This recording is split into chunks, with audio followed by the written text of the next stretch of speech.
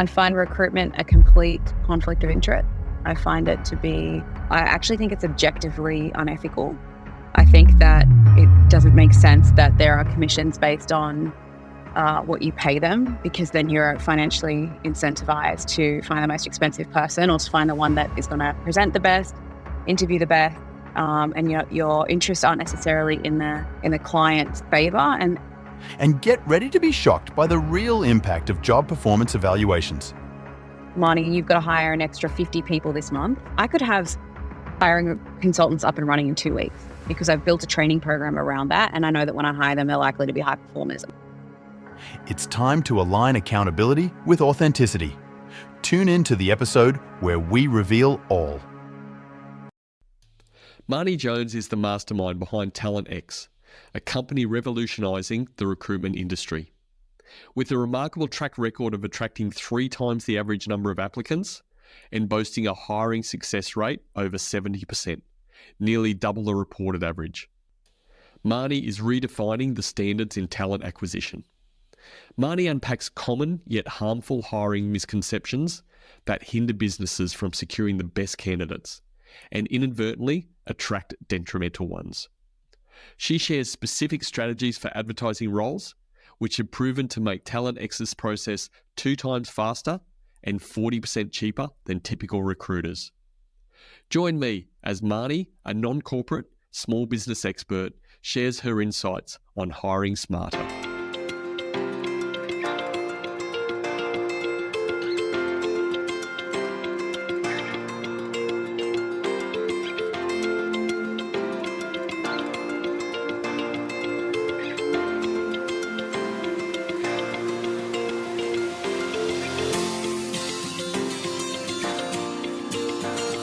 Tell me a bit about your, that word offensive feeling when being called a recruiter. Yeah, so I find recruitment in general, and I just want a disclaimer. Anything I say here after is not every recruiter. I'm just going to take a general stance based on my experience and observation. I find recruitment a complete conflict of interest. I find it to be, I actually think it's objectively unethical. I think that it doesn't make sense that there are commissions based on what you pay them, because then you're financially incentivized to find the most expensive person or to find the one that is going to present the best, interview the best, and your interests aren't necessarily in the client's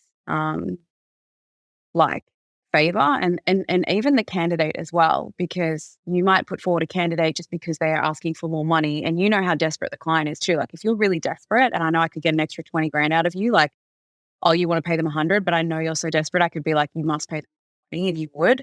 Then I'm going to put forward someone who's asking for 120, or I'm going to lie, which I've literally caught recruiters out directly like that, lying, when someone would take 100 and the recruiter saying they'll only take 120.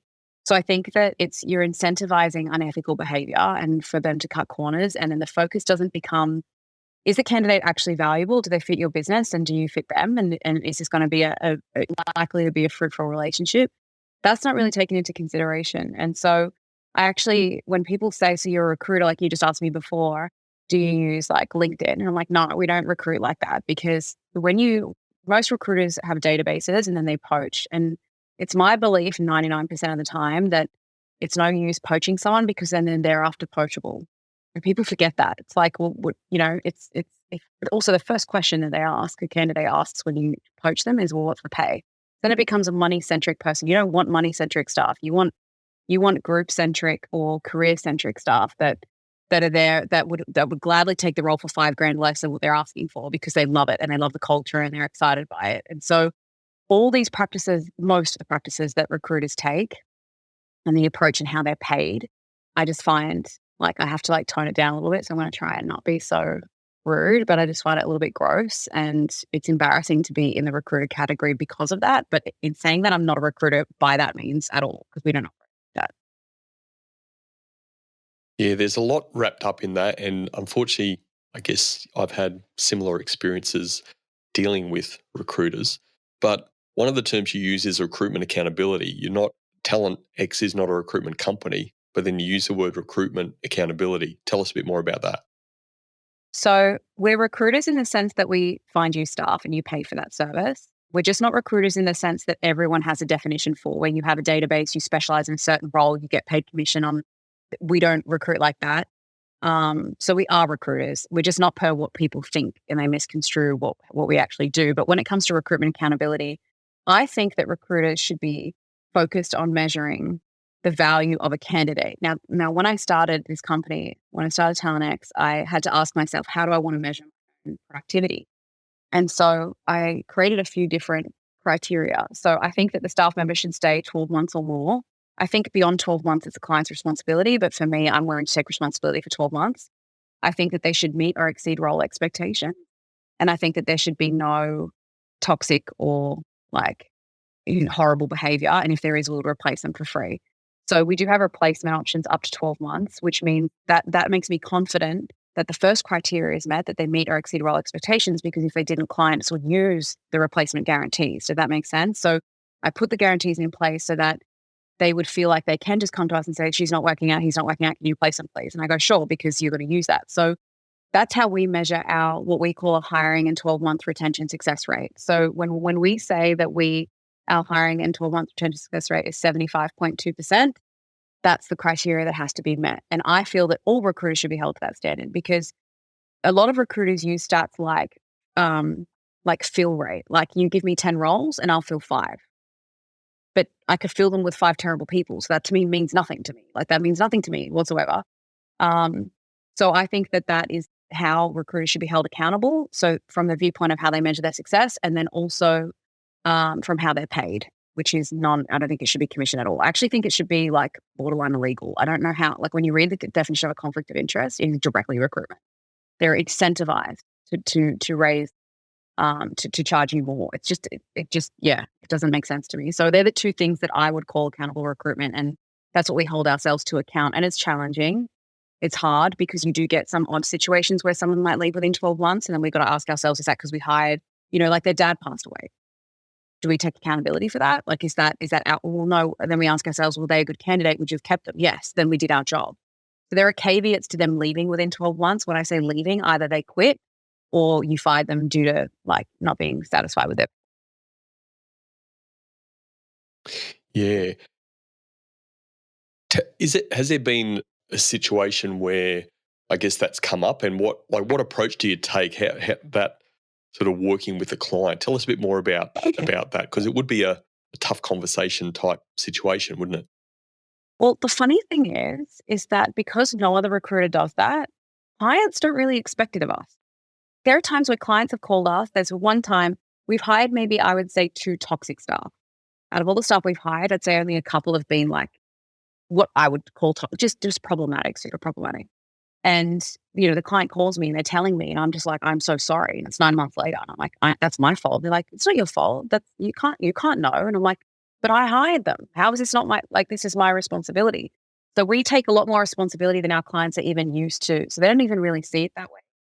But we're so, like, for example, a client of mine, I was doing some some org chart designing with his company, and I was talking to his HR manager, and I look at this woman and she's very rude and she's very abrupt and she's not friendly. And I thought, this is like, we should replace her. She doesn't deserve to be in his company, because I loved the CEO.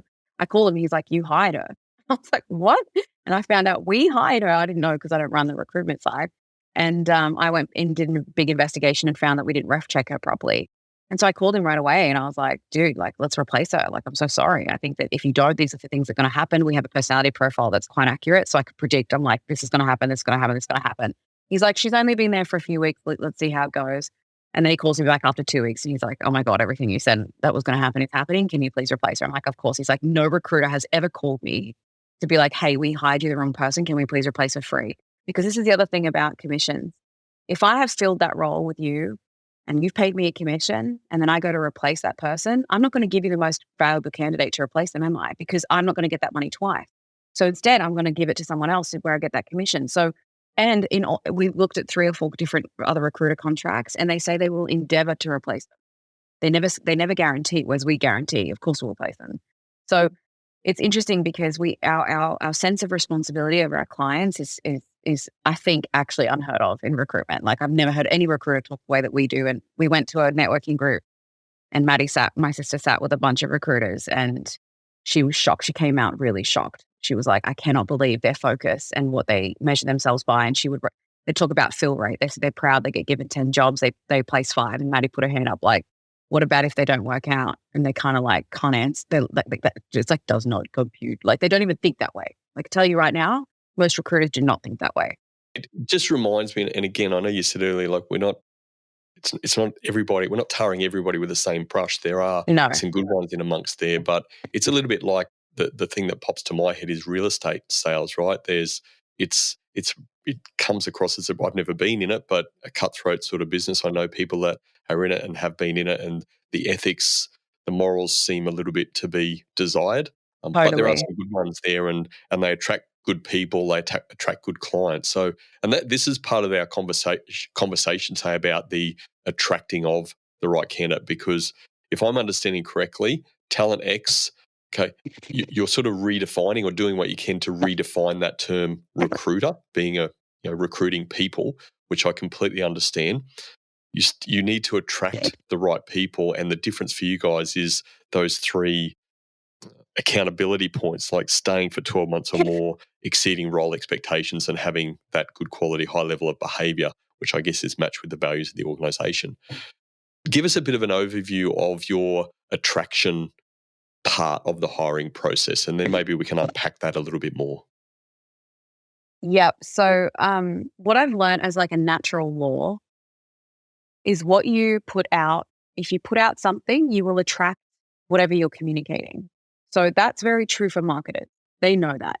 If you have 3 types of clients that could purchase your product, you don't write one ad on Google that says, this is for mums or young women or anyone that has a dog. Like, no, you would write 3 different ads for the woman with the dog, the mum, and the 25-year-old, right? So we take that same approach, and people don't realize it's a law. Like it's actually a natural, this is a maxim. It's a truth that I've observed myself.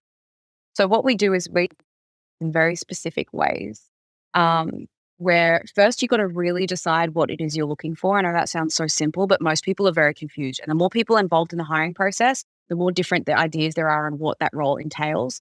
So we define every role into their necessities and their preferences. So what are the necessities that you need for this candidate to have that you're willing to say no if they don't have those things? And what are your preferences? Because people don't know the difference. For example, I asked a client, how many years do you want in this role? And she said they have to have done the role for 13 years. And I said, okay. So she listed a bunch of other stuff. And then I went back to that and I said, so if they had 12 years and 6-month experience, you wouldn't take them. Oh, no, I would. Right. So it isn't 13 years. So what is the bare minimum that you're willing, if they had everything else, you would remove them or not progress with them moving forward? And people don't define that. So we go through that process with the client. It actually clarifies in their own head. Actually, I would take someone that has less experience. Now that I think about it, I just want them to have a good personality and to be really hardworking, and I'll train them on the rest. Whereas they told us they need 5 years. So that opens up candidate pools. When you're really honest with yourself about what you want, you have access to other candidates you wouldn't have otherwise considered, until it might be too late, where you have screened a bunch of people and then you get 6 months later and you're like, actually, I would take someone, but then it's too late. So I find people aren't actually 100% aligned on that. That's the first thing. Once you define the necessities and preferences, you then write a very detailed and tailored ad to what we call different hiring archetypes. So you have to then define what type of people could do this job. Like I just said, for example, normally there's at least 2 archetypes. Let's just take an example of, a marketing manager. Do you want to hire a marketing manager? Now, the 2 archetypes that I would probably suggest for most people for that is someone who's done the job, they've done it before, they've got amazing experience, you can throw them in the role and they'll be happy. The other is someone who maybe is a junior who's been working their ass off to get into a management role. They've basically run the department altogether, but they never got the title and they really, really want that job. So there's 2 archetypes right there. You could then also go, well, I'm willing to hire a sales manager who wants to go into marketing. So that's a 3rd archetype. So you can just define different types. You can even define archetypes based on, for example, work from home or work hours. Like a mum returning to the workforce, that's an archetype. Depending on, no matter what the role is, if you want to advertise to a mum who's returning to the workforce, you would write the ad to her. You wouldn't write it to all the other potential candidates. So when you define your archetypes, you then write an ad to that archetype. So you don't write one ad, and this is how most ads go, by the way. At TalentX, we specialize in blah, blah, blah. And to be successful in this role, you must have. And And then it lists all your preferences, not necessities. People list in their ads preferences. Like you have 8 years experience, you know, all these softwares. But if you put in there, you know, all these softwares, that can screen out people who don't, that you would have hired because you're happy to train them. So don't put anything in the ad that you're not willing to basically reject them based on. So you write it. And then, by the way, they highlight benefits. All ads highlight benefits. These are the benefits of the role. We don't do that. We highlight challenges. And that attracts a very different type of person. Remember I said before, like there's self-centric, money-centric people. You don't want money-centric unless it's a sales role, generally. You want group career-centric people. So you really want to highlight the challenges of the role so that someone is in love with the challenges, because then they're more likely to last when they actually meet the challenges instead of someone who's just been told about the benefits all the time. So there's some high level, there's a few, we actually have 10 different, like for example, we use different titles. So you don't just put marketing manager, like go through whatever role you're hiring for, go through Seek and find all the other ads. And people tell me all the time, Brendan, Seek doesn't work. We've hired 99% of our roles through Seek. From entry level graduates all the way up to like roles that someone's paying $300,000 for. And we do it all through Seek because the ads are so differently written that we on average get 2 to 3 times more applicants than any other Seek ad. And that's per our Seek stats that our account manager on Seek has shown us many times. And that's because we use also catchy titles. So you've got to picture it kind of like a funnel. Like first they got to click on the title, then you want them to read it, then you want them to apply. So the way that you write the ad can also repel certain people. For example, I wrote an ad once for a general manager role, and this is how I wrote it. For 2 founders, they're very hard to work with. They're control freak. You'll have to rip it out of their hands. You have to double the profit. Don't know if it's doable. Pretty long hours. Pays okay. Literally, this is how I wrote it. And we had maybe only 20 candidates apply, but the quality of those candidates was so much higher. And one woman, she replied to the ad and she was like, this should be illegal. You should never write anything like that. And I'm like, well, it's true. So now you've just screened yourself out. Thank you very much. So you can repel certain candidates if you write it honestly. And one guy who applied was in a role he was like getting paid $500,000 a year working at the mines out as a business manager out in Perth. And he said, and one of the lines in there, I was like, you want a job like this because you're bored out of your brain and you want a challenge. And he's like, that's me. I'm so bored, Marnie. It's like, please let me have this role. It sounds so exciting. So you attract people where that role is actually like honest, you know? So a lot of people try and date. You know, when you go on a first date, everyone's got their best face on and everyone's like, yeah, I'm like so reliable. You know, all the candidates when they're like, you know, my flaw is that I'm a perfectionist. And you just got to kind of cut through all that and just be super honest and be like, this role's tough. It's good pay. The company really cares about you. And you got to direct it to the archetype. And if you just do those things that I said, change the title, write it to an archetype, and then get rid of anything in the ad that's just preferences, you're the type of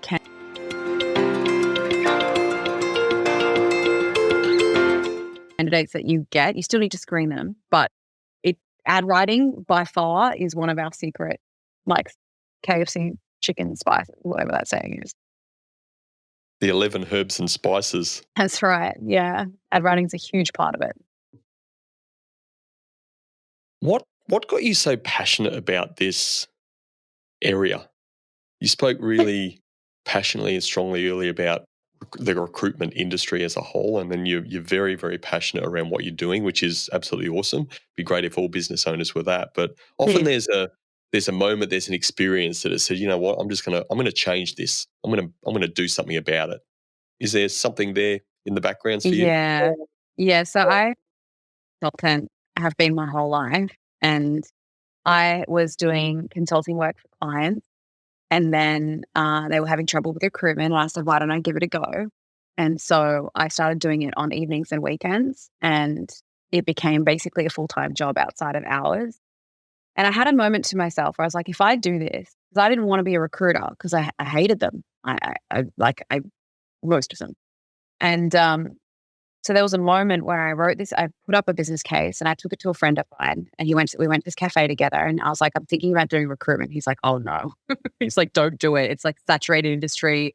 It's like yuck. And then I was like, hold on a second, let me show you. And I showed him my process and he was like, you have to do it. And he helped me and he actually works for me now in my consulting firm, but he's been there from the start. He helped me name TalentX actually. He came up with the name, funnily enough. But there was a moment where I was like, if I don't do it, there's kind of a responsibility there where I'm like, it's actually unfair if I have this system. If I can find out a way to scale it, if I don't have to run it, because I don't really want to run it myself. And then my sister came along and it's like, she loves it and she's so good at it. And then we have a team now and she's in heaven. So it kind of suits us both. So it was just a moment where I was like, I actually think I should do this because I love business owners so much. So the thought of recruiters ripping them off makes me want to like punch someone, you know? So I love business owners. I know how hard they work and I know what goes into building a business. And so when you just waste all this time and money, not only on recruiters, but the wrong staff, it's painful for me. So that's kind of where it came from. Thanks for sharing. So you're getting good quality candidates, or you're attracting those that seem to be decent quality and matching to what you're putting out there. And a great example you shared. Do you monitor or measure in the business TalentX anything about how successful you are in getting, let's say you mentioned 20, that you've got 20 good quality candidates compared to the industry norm that might get 20, but there's only 2 or 3? Like, are you tracking any of that? Yeah. So just as an overview of how our process works, we advertise, so we get as many candidates as we can, so we have more options. About 1 to 5% of candidates pass our screening thereafter. That's not many. On average. So it also depends role to role and industry to industry roughly. But as an average, we figured out between 1 to 5% of candidates pass our screening. So what happens then is we do a performance interview. So when we interview a candidate, we don't just ask them about their knowledge, because people don't realize there's a big difference between knowledge and performance. People assume if you're knowledgeable and have experience that you're high performing. Two very different things. It's kind of like saying, well, I've been in sales my whole life and I have done the highest sales training ever and I've worked in these companies. I've been a sales manager, and you could sit here in an interview and be like, this person's going to be great. But when you actually ask about my performance in my sales role, I could have underachieved every single target I've been given and still sound good to you because I talk about my knowledge. So knowledge is still needed, but it should be looked at separately. And so we look at knowledge, performance, and personality separately, because people then assume Marnie's really nice, she's really funny, she's really lovely, she must be a high performer. No. So we keep getting confused and we feel like we've been bamboozled. It's actually unfair on candidates because we just don't know how to tell the difference between performance, knowledge, and personality. So our process covers those bases. So we check knowledge separately to performance, separately to personality, and then we provide a report to a client that summarizes it with our suggestions. And we say, here's a candidate who could fit, here's what they look like, and then they decide if they want to interview them, and then we thoroughly ref check them. And that's the fourth thing. So we've got knowledge, performance, personality, and ref checking. And our ref check process is so stringent. I have a friend who's Special Forces Army. He's got the second highest security clearance in the Army, and he was helping me with some stuff and got to know our process. And he was like, your process for reference checking is more stringent than mine was to join Special Forces. So we're quite strict with cross-referencing, because that's where it all falls apart. Like, because you can claim that you achieved your targets, but did you actually? That can only be checked through reference checking. And we have a way of getting around feel-good la-di-da references, or their cousin or their boyfriend was on the phone and lied. Like, we have ways of getting around all of that. The reason why I say all of that is you asked about candidates we put forward. We don't then aim for targets of candidates in terms of numbers to give forward. We just go, do they fit your criteria? Do they fit your necessities and preferences? We screen them. Here's a candidate. There you go. And often we get it on the first 1 or 2 candidates, which clients aren't used to, because they're used to, guess what? Give me more to compare to. And we go, why? Why compare them? They meet everything you're asking for. You only need to compare when you've got these loose ideas with a resume, you've met someone, they feel kind of good, that the normal way of recruitment. You don't need to compare when you've got our process, because they either fit it or they don't. So it actually isn't, it's not really something that we target to try and get numbers up necessarily. It's more so, do they fit the criteria and have they passed our screening? Yeah. What comes to mind then is that it feels like you'd have to do an element of coaching with clients to help them get clear on expectations. Can you talk to that a little bit? Because you seem to be nodding a lot about it. Honestly, it's one of our biggest challenges, because they're so used to the normal recruitment process. We have to constantly educate, re-educate them. And people just randomly insert steps in the process or include another manager and say, I want them to interview them now. And then one of the biggest problems with hiring is what we call a preconceived idea. So we bring our preconceived ideas into the hiring process. Like, for example, you pay peanuts, you get monkeys. So you could have the best candidate. I had a client reject a candidate because they were too cheap. I'm not even kidding. And then I've had people say, you know, I don't hire women with small dogs because I had 2 women with small dogs and they didn't work out well. And, oh, I only hire people who come from a background of blah. And you just insert all these ideas into what you think a good candidate is. And so we have to strip those back and challenge our clients all the time when they're like, they have to have blah. And I'm like, why do they have to have blah? Like, what would someone work out in the role if they didn't? So what that also means is that we're actually so unbiased on who we hire. We're focused purely on do they pass the criteria that's needed to do the role well. So we don't look at age, we don't look at gender, religion, we don't look at names. You know how there's a big problem with people's native names or if they're from a different ethnicity background and they don't get considered. We would never screen based on a name or a resume for that matter. So we have to constantly re-educate our clients. And that is a challenge because we don't operate the same. So we have to, that's probably the biggest thing. And they bring in other managers in the process and they bring their ideas as well. Like they just didn't sell me in the interview. And I'm like, they didn't sell you in the interview? And I'm like, yeah, they didn't sell me in the interview. I'm like, well, how many people have sold you in the interview that didn't work out well? That's my first question. My second question is, what if a candidate got given an idea from a coach not to sell yourself in an interview because you don't want to come across too, you know, arrogant? Like you have these weird ideas that also you got to keep in mind candidates have ideas about hiring too. I don't want to talk too much, don't want to talk too little. My resume has to look like this. I have to like, they're also got their own stuff going on. So you just want to remove all of these like screens we put in front of a candidate and just get to the core of, have they proven in the past that they have performed in a role like this? Do they meet your knowledge expectations? And is their personality likely to be risky or not? And then you reference check all of it. And often reference checks, if someone's a little bit uneasy about a candidate, they're like, look, I like him, but I'm unsure. I'm like, reference. Because you'll feel so confident of the ref check that they're like, oh, they're like, I have one girl, she's not very charming. I'm about to hire her. She's not very charming. So on the phone, she comes across super dry. And most people wouldn't even look at her. And I love that. I love that I look at her when no one else does because I know she's a high performer. And we just had all the references checked. And every reference, double checked, cross-referenced, is like, she's incredible. She's a dark horse. She doesn't say much. But man, like she knows what she's doing. She like researches when she doesn't know. She's like a go-getter. And they're people that would never be considered from a recruiter because they're not fancy. She doesn't interview well. Recruiters put forward candidates who interview well so that they'll get hired. So I don't even know if I answered your question. I forget what it was. But yeah, it's important that we remove these ideas we put in front of a candidate.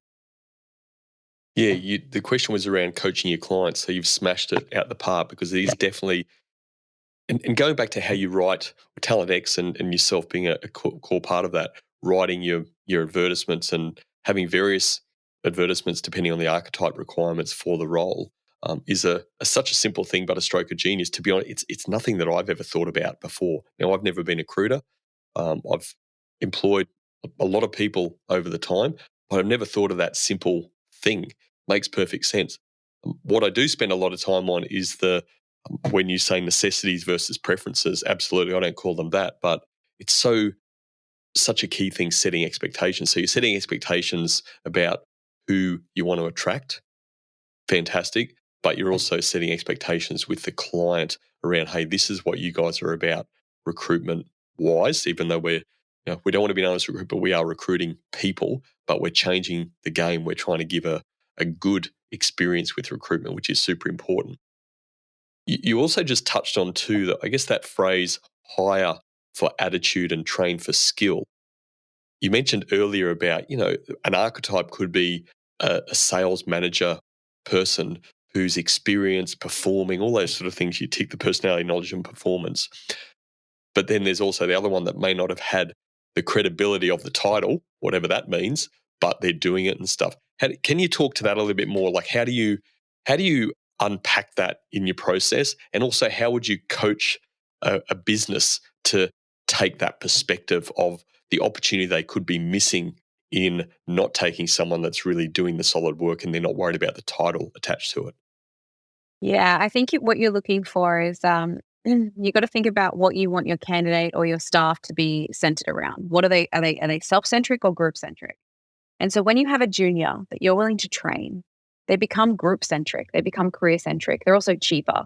The hiring time is a lot quicker because you have way more applicants. For example, we put an ad up for our junior consultant role to do recruitment.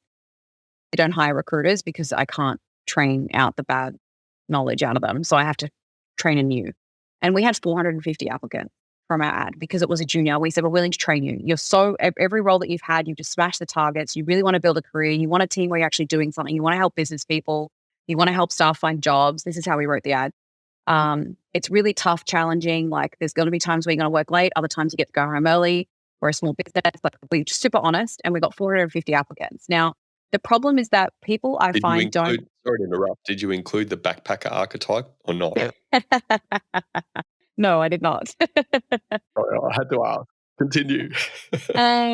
I think the problem is that a lot of people are nervous around hiring juniors because they don't know how to check. So people, you got to remember, people only check two things: knowledge based on a resume, which people can rely on, and their first impression personality, not their underneath personality. So if you have no way of checking that, of course, it's going to be more terrifying to hire a junior when you at least have a better chance that if someone's been in the role before, that I'm going to prefer them and I'm going to rather pay a little bit more. I don't have to bother around with them. But most clients, I say to them, I'm like, look, if I could give you someone who was actually a high performer, like a real natural, works really hard, learns really easily, super trustworthy and reliable, really wanted this career, but they didn't know as much. They go, of course, but you can't guarantee that. And I'm like, well, that's what my process does, is I allow you to go, well, this is their personality, this is their performance track record, and this is their reference check. So I actually understand when people are hesitant to do that, and I don't blame them.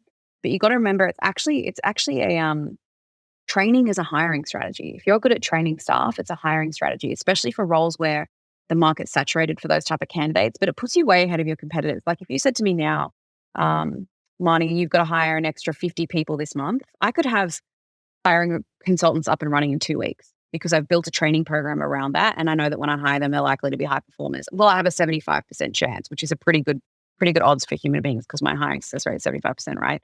So I have a 75% chance that they are who I'm presenting them to be as a candidate. So I would just urge people to figure out, can I train this role? From which standpoint should they be starting from? Like, could I get someone who's maybe just had 1 year and I could train them to compensate for only having 1 year? Maybe you normally ask for 5. But if you're looking for a junior, you've got to more so focus on their past performance and their personality, their underneath personality, not their first impression personality. And then you'll feel more confident that they're worth the training. That's why people just go, well, what if I train them and they leave?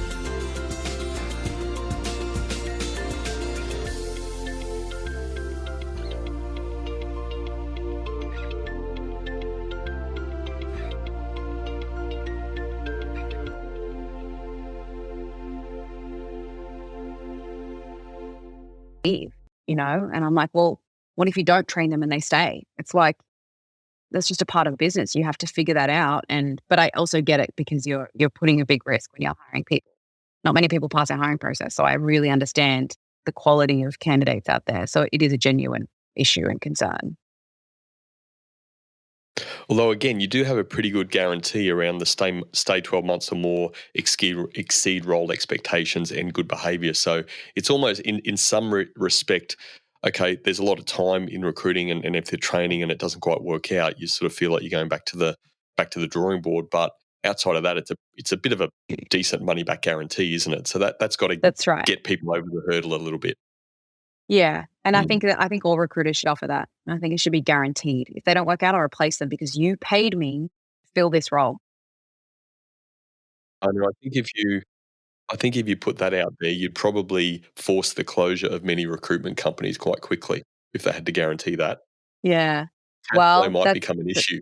That's my whole point. Whereas I'm hoping that I would love to change what recruitment is because it's not accountable. So then they shouldn't be recruiters if they can't take responsibility for the candidates they place. This sounds so simple. When we think about it, that's insane what I just said. That's like saying a builder can guarantee to build you a house and they'll guarantee that it can stay up for a year. But if it doesn't stay up for longer than that, that's your problem. And I will endeavor to fix it if it falls apart. Like, this is the way I view it. And it's obviously not viewed that way. But what else are you paying for? You're paying for someone to do the role. So do they do it? Yes or no? No. Right. Then you just paid me for nothing. If you pay me for nothing and they don't work out, I'm a criminal. I literally just took your money for nothing. That's criminal activity. That's the way that I view it. I don't have any recruiter friends. Let's just say that, Brendan. Well, let's just focus on you for 1 minute there. Again, I've got so many other questions, but you're a straight shooter. There's no doubt about that, which I really love and I think is fantastic in your line of work and that just the work we do with leaders, business owners. When has that got you into trouble? Just give me one example. Don't give me lots of just one example. Oh, that's been with recruitment, not at all. No? Do you know why? Because I think all clients go, that makes sense. And then recruiters kind of shrink a little bit. Like, what can I say to that? Like, and I'm inviting. I would love to be like, you know what my ideal is? Like, let's like have a TV show where two recruitment firms, me and someone else, go up against each other. Like, man, I love to be You love a challenged. Like, challenge, don't you? oh You do yeah, I'm love a like, if challenge. you have a better process than me, if you have a better hiring process than me, if you have a better hiring success rate, man, I want to hear about it because I'm like sitting here going, am I the only one measuring it like this? I am. I've researched the internet, Brendan. I cannot find any recruiter on the planet that measures their success rate the way that we do. So I'm kind of looking around going, really, this is a standard, and clients are paying up to 25% right now.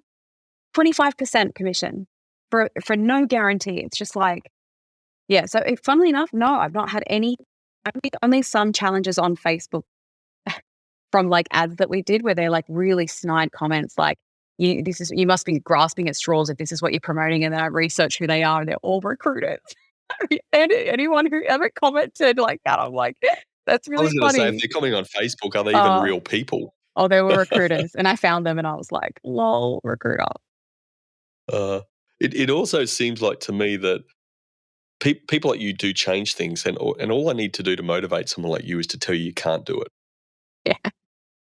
Yeah. Educate X. I know we're not going to unpack that, but from what you said earlier too, it almost feels like in some respects, Educate X is a bit of a feeder club, talent club for Talent X. Is that right? Is that how you've deliberately placed it?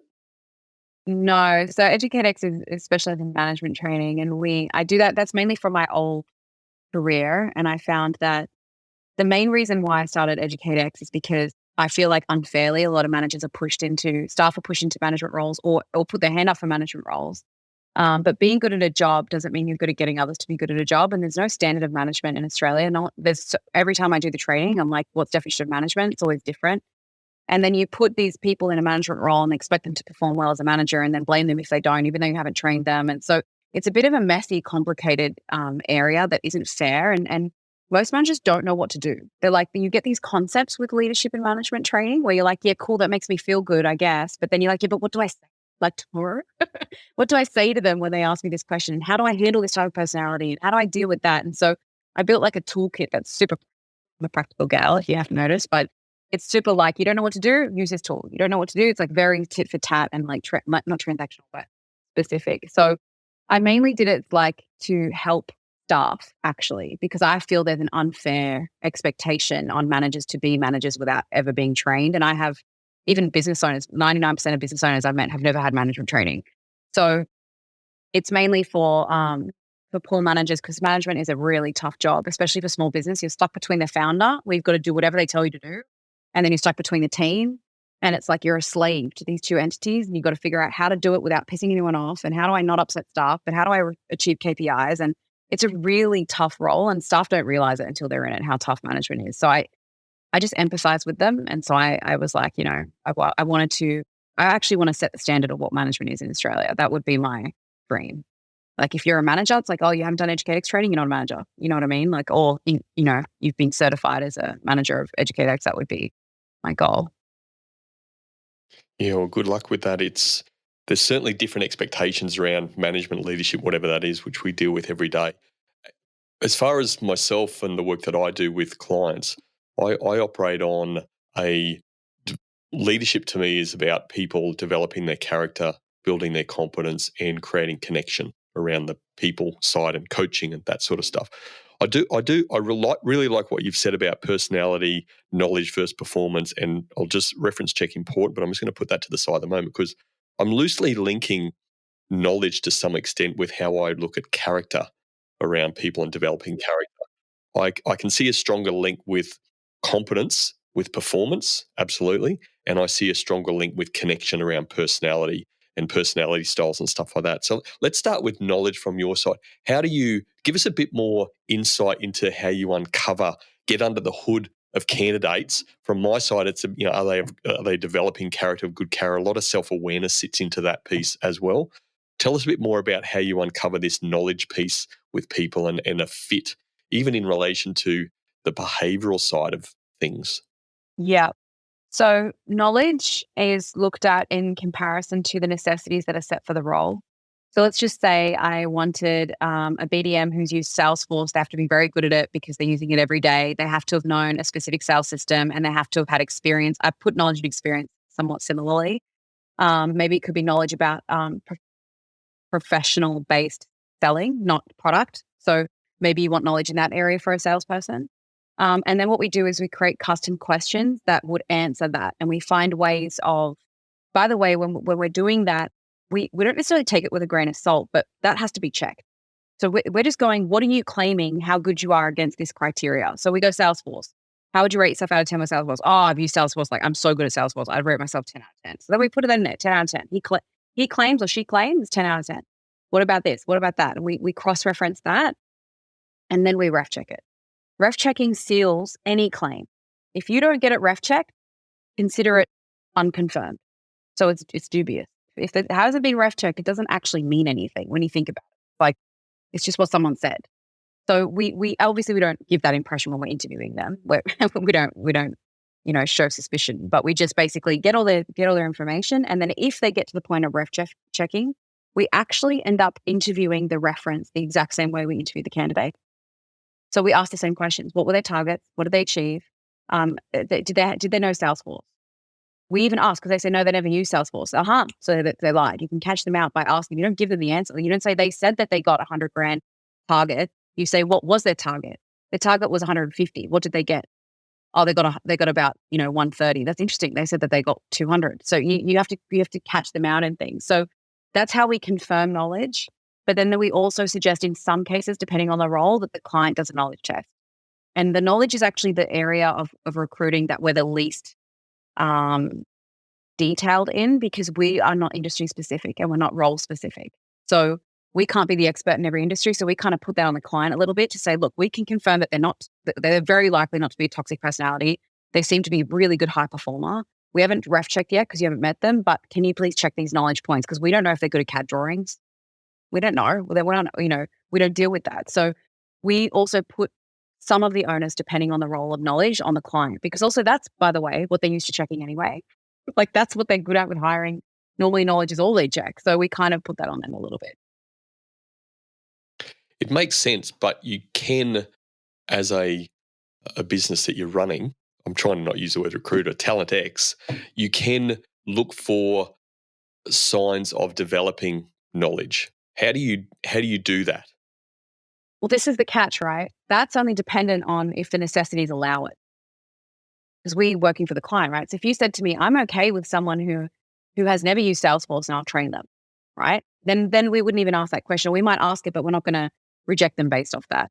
So we always push the client to choose candidates that are more proven to be productive, have a good personality, because then they're going to do, if someone's done well in every role they've had, no matter what the role is, it's very likely they're going to do well in other roles. If someone's done terrible in other roles, and we can confirm that because they can't give any KPIs or they can't confirm that they've achieved anything, or they're going to be good despite their knowledge. So I'm a huge advocate for not focusing on knowledge and experience, which is also the way everyone else hires. You actually end up attracting candidates that aren't fancy on the outside because they're not trained to be like that, because that's how everyone else wants them to be, if that makes sense. Like, everyone's looking for these things. So if you find someone that, look, I'm just really good at getting and achieving this and achieving that, and you have to cross-reference it, obviously, but we're huge advocates for training people and upskilling them, because you can train knowledge. You can't train performance. And this is a very controversial idea that I give forth in my management training, where I'm like, you should never have to motivate or influence or persuade someone to perform, ever. You can make them more of a high performer. If someone's naturally a high performer, you can help them by making them more, but you can't turn someone who's a 3 out of 10 for performance into a 9 out of 10. I've never seen that in my whole career. I've had many people argue, like, I used to do strategy days for clients. I've worked with hundreds of companies, and every single time, I've never seen a 3 out of 10 go to an 8 out of 10, but I've seen an 8 get to a 9. So that's just me and my personal, like, you can't train that. So I'm a big advocate for that, big advocate for training people and upskilling them. Yeah, look, doing what I do, I couldn't be an advocate for. Well, I would have to be an advocate for that as well. I guess what you're saying is that knowledge, there can be a lot of knowledgeable people around stuff, And it's easy to attain knowledge now, really. Internet's a first point of call, or even ChatGPT, things like that. But turning that knowledge into real action is what you're saying, actual performance.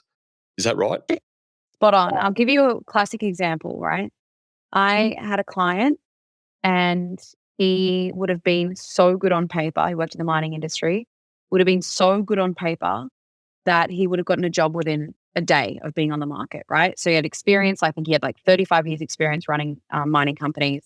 He knew he was engineering these other knowledge points. But when I was working with him, he actually wasn't my client. His boss was. The company was losing, since he got on board, the company was losing, I think, 500 grand a week from his low performance of managing it. So everyone will agree, if they're listening to this, like, you could have someone that looks knowledgeable who's a really low performer. You can have someone who's a really high performer who's got a terrible personality. There are some salespeople like that. They're really high performing, but they're kind of assholes. Or you have someone who's super lovely that you would never want to fire, but they're low performing. So you really got to separate these points, and people keep crossing them over. Marnie's nice equals she'll be good. I'm sorry, just because I'm nice doesn't mean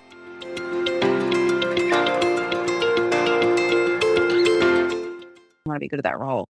So you just got to, but it's still valid. I'm not negating knowledge, but people just get so swept up in it. You worked here. Oh, you did that for 10 years. So what's years got to do with it?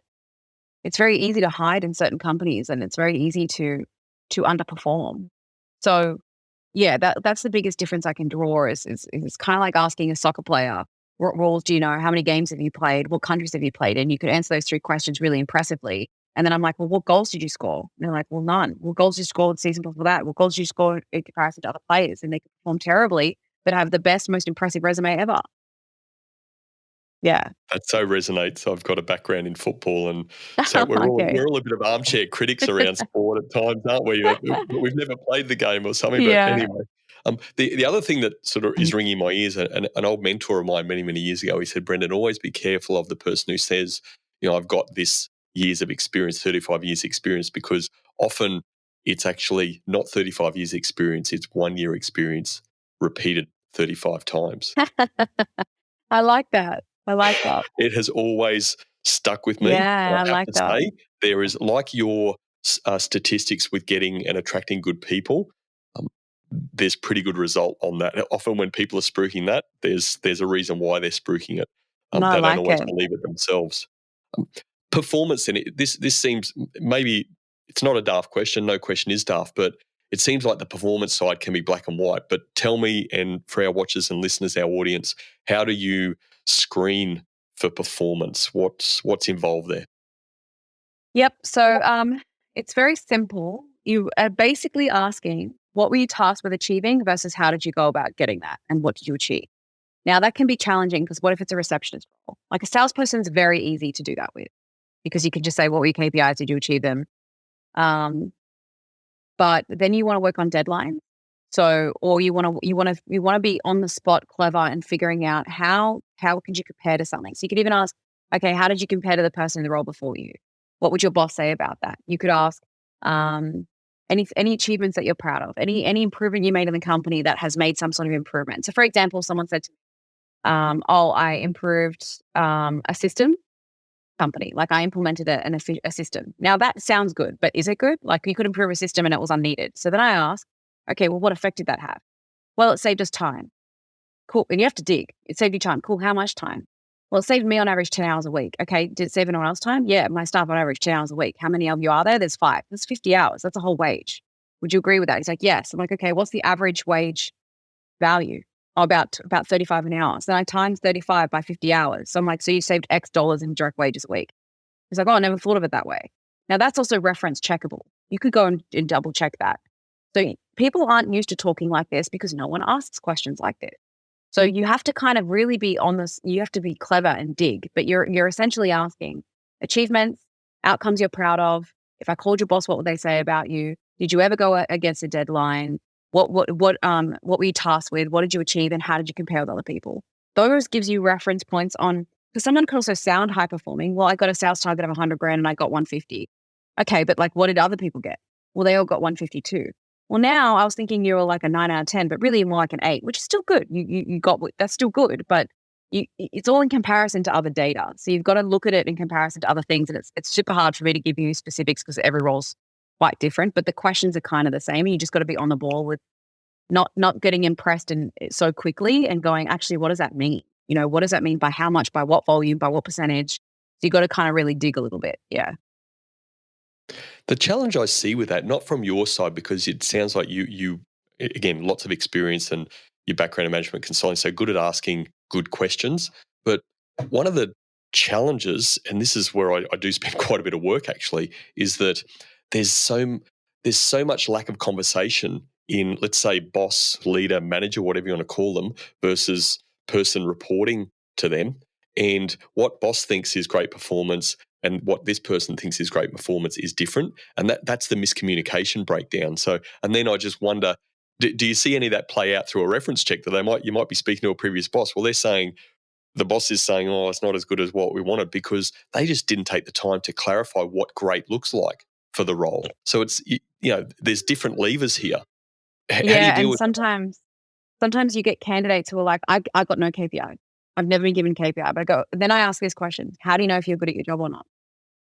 And they go, well, my boss has sent me an email and said I was the best staff member he's ever had. My boss actually gave me 3 more juniors and no one's ever had this many juniors before.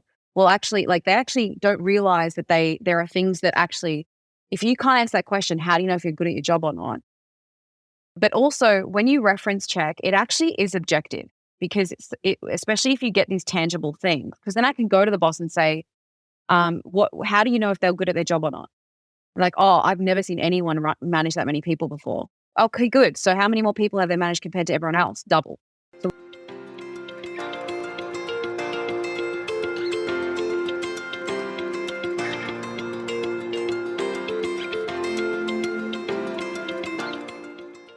would you say they're double as good? I guess so. So it actually, when you become super factual, I'm not asking you your opinion on, I'm asking factually what did they achieve and how did they go, not necessarily how do they go about doing it, by the way. I actually don't get into that too much. It's more so what did they achieve? Because as long as they can prove they got it, then they're the type of people that would push through barriers to get something done. And that's what you want. You want someone who can push through barriers or obstacles to get an outcome, give up. And so really, if you just focus on that, otherwise they can talk for an hour about how they did it and what they worked on. I don't really care because you can work on something and not get an outcome. So I'm only interested in talking about the outcomes, and those are actually very easily objectively cross-referenced. Yeah. respectfully, it's almost like you're the pit bull, right? And this is what leadership or people in leadership roles aren't doing enough of. They're sort of taking things at face value, but already in how you're talking, I can see enormous value in what you do. And I don't even know what investment it is for your services, but you're asking these questions that people aren't asking. They're just taking the glossy approach as the thing. They're not getting into the detail. And particularly when I know when they get to an interview stage with leaders interviewing people, they're not experiencing that as well. So they sort of take it on face value and they don't really know what they're looking for. So I guess, again, going back to that point about coaching, I think this is where you're probably spending a lot of time, as you said, coaching your clients to, this is where we need to get to. This is where we need to find out more about. If we do that, then there's just a much higher chance of success, again, which is what your stats show. Yeah. And then also I'll say candidates love it. High-performing candidates are like, no one's ever asked me this because I also train my staff. If someone expresses an achievement, you have to validate it. Achievement goes unacknowledged. You know what goes acknowledged? Your personality, your knowledge, and your experience. That's what goes acknowledged. Wow, I'm so impressed. You worked at so and so company and you had this title. Like, I don't care. I'm like, you saved $1,000. I never thought of it that way. I'm like, really well done. That sounds like hard work. And I'm like, thank you. No one's ever said that to me. Like, especially so then start falling in love with the role. This is where it gets interesting, Brendan. High performers then go, well, this company's different. Because TalentX, obviously they know it's a recruitment firm. If they've hired TalentX and they value this, I'm likely to be recognized here. Because guess what? People like that have been overpassed by someone who's more charming or who can negotiate a better pay or who, looks better or interviews better. And they often performers aren't acknowledged as much as they should be. So we make a note of that. So also candidates who are high performing absolutely love it. And I reckon, because this is another thing, this is not something I like to necessarily promote so much, but we have a little game where we try and make back what we charge our client in fees by negotiating pay. That's fair. We want it to be fair for the candidate. But if I'm like, if this is their dream job, and I know we also love our clients, we're very picky with our clients. We fire clients if we don't like them because they're not good enough employees. Like we claim all these staff are hard to get, but then some employers don't think, do you know how many bad employees there are out there?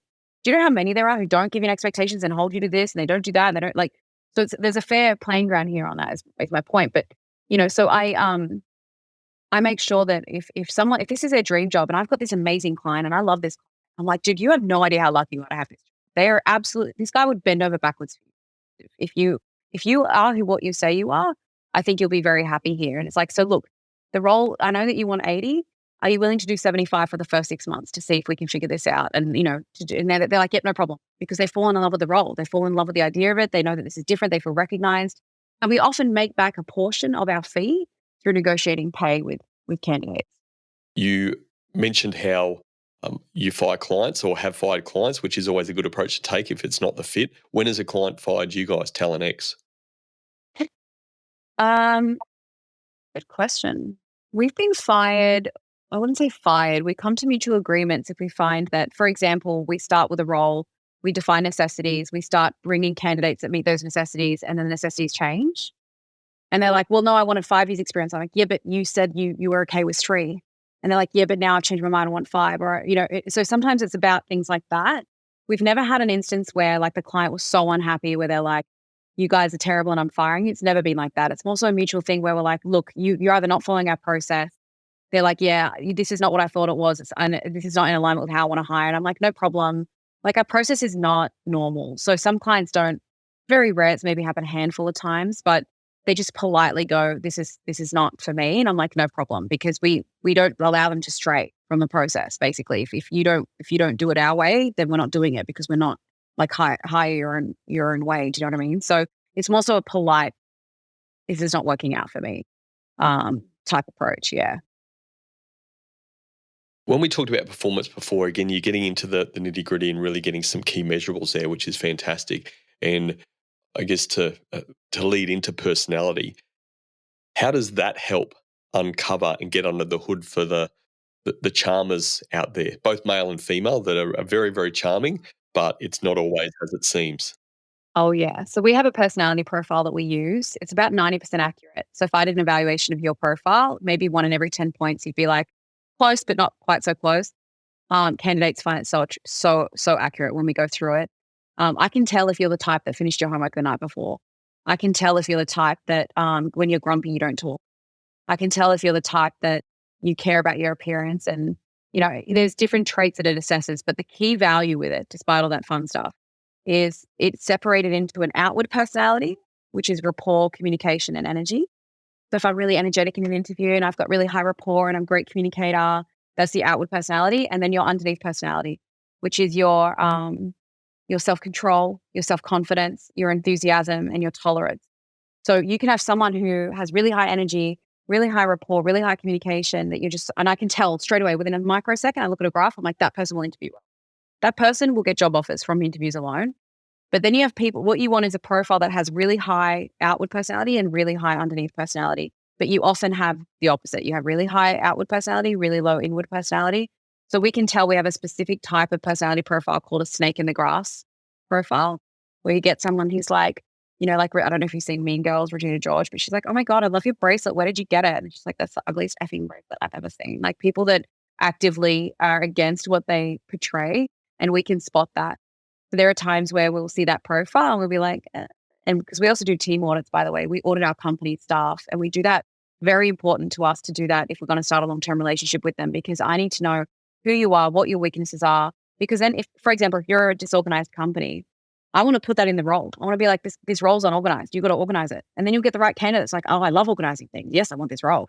So we also do team audits to make sure that we understand who our clients are. We fired people, like we ask 45 different questions of staff, and then we get averages. So one client had 100% of staff label the GM as toxic. 100% of the staff labeled the GM as toxic. I'm not hiring for them. I can't hire for them if the GM's toxic. No way. Sorry. Bye. So we assess also personality in that. And there's times where we're like, this person has a snake in the grass profile. And then the owner's like, actually, you know what? That's really interesting because blah happened, blah happened, blah happened, blah happened. It's only ever when they're involved in the project. We're like, yeah. So we don't necessarily advise them to fire people. We just provide an information of what's underneath that. And that's why this profile's so great, because there are other profiles that are good and they are accurate, but not many of them show it, because we have green traits, which are outward, and blue traits, which are inward. So it shows green traits and blue traits. And are they matching up or not? And so it actually shows your underneath personality. And that's how we get under the hood of whether or not they're what we would call toxic or might be toxic.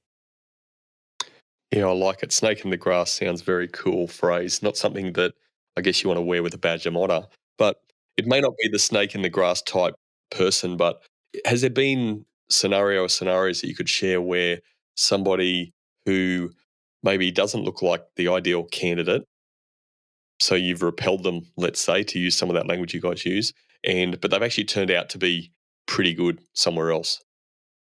Yeah, so we don't necessarily reject candidates on personality for one reason. The personality profile shows you what their native personality is, which some people have learned to push aside their personality at work. Some people have learned how to do that. So we actually focus on performance above everything else. If they're high performing, then they can, and then we reference check key personality things to be like, did they ever cause problems? Did they ever find this? And then they're like, no. Then you're like, okay, cool. They're the type of person that most of the time, if they don't have something big going on in their lives, they're likely to put aside their native urges. Like, for example, I had a candidate yesterday I was doing an evaluation on. I was going through his profile with him. And I was like, you start a lot more than you finish. He's like, what do you mean? I'm like, do you have like a gardening project that you started? Did you start to play the guitar and then you put it down? He's like, oh my God, that's me. And I'm like, right. I was like, are you like that at work? He's like, no, but I ask for deadlines. I need deadlines because if I don't have deadlines, I won't do it. And I'm like, yes, I know that. So now I know how to counteract that native trait in him and manage him better. So it's not this blanket thing of like, it's interesting because you can override your personality at work. Some people are built that way where they're like, nope, I don't get into my personal life at work. And that's a good thing. So to answer your question, there are people who have a profile that maybe is a bit risky, but they've worked out really well because they're high performing and they've found a way to overcome that personality. And whether or not candidates worked out in a separate company that we have rejected, I don't really know because I don't go and track and check and go, hey, we rejected this candidate a year ago. Are they going well? And it's all about risk. It's not about guarantee. That's also the key is we're just minimizing risk. We're going, there is a high chance this person's like that. I'm not guaranteeing they're like that. It's just a really high chance. And so that's where you're just minimizing your chances of like, do you want to risk that this person has like a pretty high chance of being problematic? Do you want to risk it for a HR manager role? That's a pretty important role where they're dealing with people. Is that worth it? Or would you rather risk it maybe for a customer service? Maybe you're okay with that. Or, receptionist, you're actually like, nah, you know what? I'm willing to risk it. So it's more so about risk aversion than it is about guarantees or being super, super like certain that they are that way. Speaking risk, and let's link it to reference checking, there does seem to be more common scenario where businesses aren't wanting or even allowing through their policies for employees to provide reference checks outside of, yes, they worked here for X amount of time and this is the role they did. Are you finding that? And if so, how do you get around that, given reference checks is such an important part of the puzzle? Yeah, well, ironically, people don't think reference checks are important, which is, actually, I think people who say that just don't do it right, because if you did them right, you would never, ever, ever hire anyone doing them. Um, Mm. but what I will say on that is that might be more relevant in corporates. It's not as relevant in SMEs. So we work with mainly small to medium companies. We don't do corporate. I'm not interested in corporate for many reasons. But that would be more so, I think, a symptom. We have hit it a few times, but we find ways of getting around it. Sometimes we can't check things. Sometimes, the business closed or no one ever replied after 50 calls. And then we just put that in the report. We say, look, out of 4 roles that we check, by the way, we don't just check one, we check multiple. Out of all these roles that we've checked, one we can't confirm. I'm not going to say that they passed because I can't confirm it. But so far, based on all the others, I think it's okay. And we might put forward sometimes a gut feeling, whereas sometimes when things aren't working, like when you start reference checking and it starts getting complicated and everything's like gets messy, it's a really big red flag. It's a really big red flag when reference checking isn't easy. And normally it's not, it's created by the candidate. They kind of make it a little bit complicated. And we get around all of the lying and all of the like fake references by getting our candidates to sign a reference check agreement. So we actually get them to sign an agreement that says you can check any unnominated reference. You can check anything on my resume. So if someone puts down a reference from their current role and they've been there for a year and they don't put down the role that they were in for 5 years, guess who we call first? The 5-year one. So most candidates don't read that. They don't read the agreement. Like I had one guy who signed it. He didn't read it. And then I'm like, hey, I called your boss from so-and-so. And he's like, I didn't give him as a reference. I'm like, I know, but it's in your agreement. He's like, what? I'm like, it's in your agreement. He's like, I didn't read it. I'm like, oh, my darling, well, you should probably read what you signed. I was being genuine. I was like, a little bit of advice. You should probably read that. And he's like, oh, what did they say? I'm like, they said that you didn't achieve any of your targets, not once. And he's like, yeah, that's true. He's like, that's why I didn't put them down. I'm like, well, that makes sense. Like it was just such a sweet, accurate, like honest conversation. I said, well, Yeah. he's like, I don't get the job, do I? I was like, no, my honey, you don't get the job, but I wish you the best of luck. But he was a great candidate. He had all the knowledge. His resume was beautiful. He had a good personality profile, but none of that matters unless what is expected of them.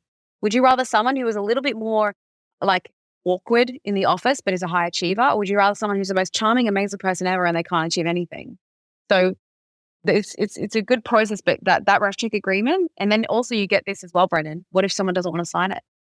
Is that not a red flag? Why don't you want me to sign it? Now, in saying that, there are times where they say, look, because you can say in the ref check agreement, it says, if you don't want us to call anyone, let us know.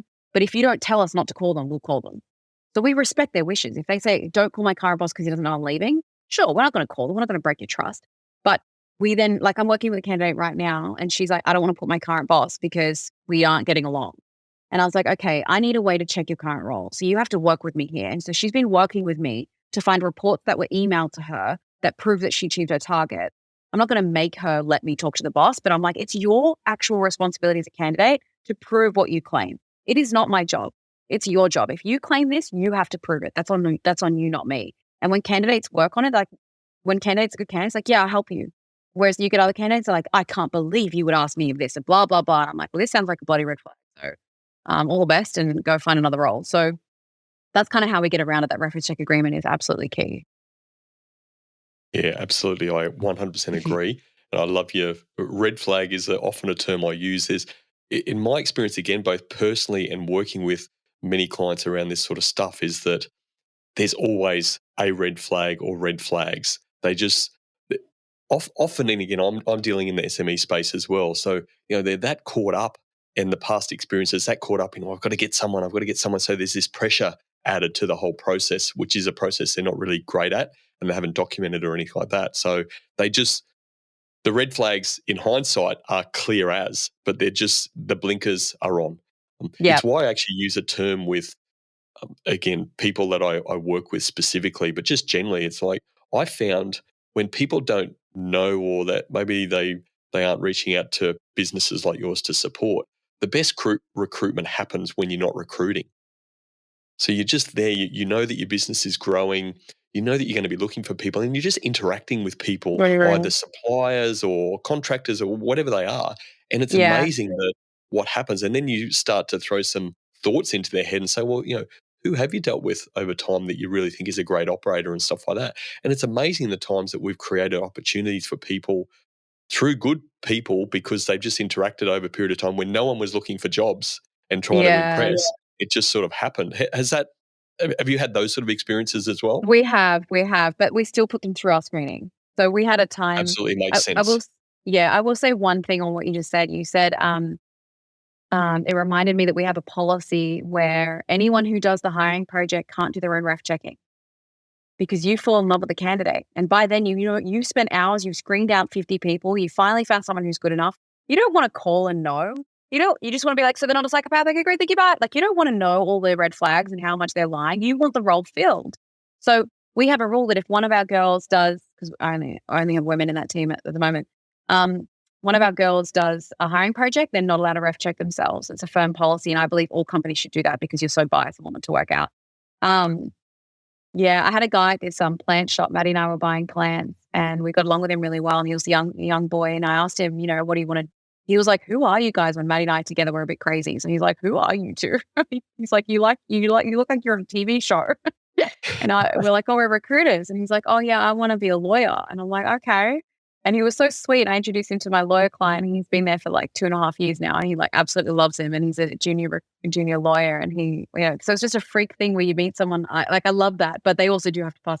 He did pass the screening, but Yeah, it's lovely when you get those beautiful, not trying, no front personality. You don't have that social veneer on. It's lovely. Yeah, absolutely. I've got a short story around reference checking and what reinforced the importance of this, thankfully very, very early in my corporate experience. But a lady who was in my team, I was leading, managing her, and ultimately I needed to get her out the business. It wasn't the right fit at all. She'd been with the business quite a long time, but that progressed successfully, which was great. And I had a She call. left, you mean? She left of her Yeah. own accord, but we needed to sort of move her out. That was what we were trying to make happen. Um, the What happened was that not long after that, I received a call from a client of the company I was working for, but it was also a friend. So she reached out to me and said, "Oh, we've had such and such interview, and she's fantastic. She's like in your words, the knowledge is fantastic. Performance, well, that was some conversation that happened, and also." Brendan, the reference checks we've done have checked out. One of them in particular was absolutely awesome. And what it turned out, and this lady, knowledge-wise, was awesome. Her personality, behaviours, performance, a whole different story. And there was some alcohol stuff involved in that as well. But one of the reference checks she gave was her partner, who was a different name, who gave her an absolutely glowing reference check. And Yeah. what I just said to this person was that, look, if that's what's happened, this is what's happened. Tell me, who's the name of the person? They gave me the name, and I said nothing else but that tells you the quality of the person you're dealing with. Spot on. Game over. Spot on. No, spot on. And I have people who've made fake websites, fake ABNs, fake LinkedIn pages, completely false resumes. And this is the other thing. I have access to the back end of Seek, so I can see different versions of resumes that they've put up. And I'm like, so we check that too, where I'm like, hey, in your last resume last year, you said you were here for a year and a half, and now you're saying you're there for 2. So what's going on? We cross-reference so many different things. So if she gave, this is how we would have caught her out. If she gave a number, which was her husband, and we would have called him and maybe he confirmed everything, but we don't give him the answer. So he would have to have known all of her answers instinctively because we don't provide them. He would have to just be good at giving them. But then we have to check that the number's real. So we would call the company that they're claiming to be from and be like, was her manager Bob? It's like, yeah, her manager's Bob. What's his number? Like, we can't give your number out. So we cross-reference and find out. We check them out because we don't trust any mobile number unless it's confirmed by the company that they worked for.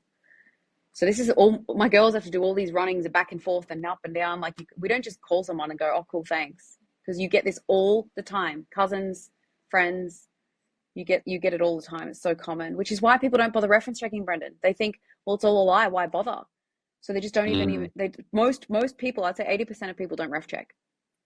80%. Wow. When 1 in 3 people don't pass our ref check, even after our screening, 1 in 3 people don't pass. You have a 30% chance, a 1 in 3 chance that even after all of our screening, which I know no one screens like we do, so it'd be even higher if we did no screening, still 1 in 3 don't make it. So that's enough odds for me.